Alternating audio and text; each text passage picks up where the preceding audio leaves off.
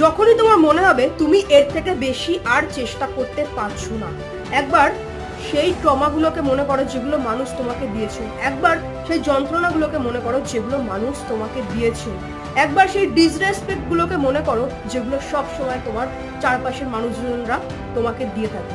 এবার তুমি আপনা আপনি নিজের পড়াশোনায় নিজের লাইনে চলে আসবে। যখন কেউ তোমায় ডিসরেসপেক্ট করে না, ভিতর থেকে একটা আগুন জ্বলে। এটা কিন্তু খারাপ না, ডিসরেসপেক্ট হারাটাও জরুরি। মানুষ খারাপ কথা বলছে, এটা জরুরি, এটা আমাদের ভিতর থেকে একটা আগুন দেয়, সেই আগুনটাই কিন্তু আমাদের কাজ করার শক্তি যোগায়। তুমি নিজে নিজে এবার একদম রেডি হয়ে যাবে এনার্জি নিয়ে, এদেরকে জবাব দিতে হবে রেজাল্ট দিয়ে।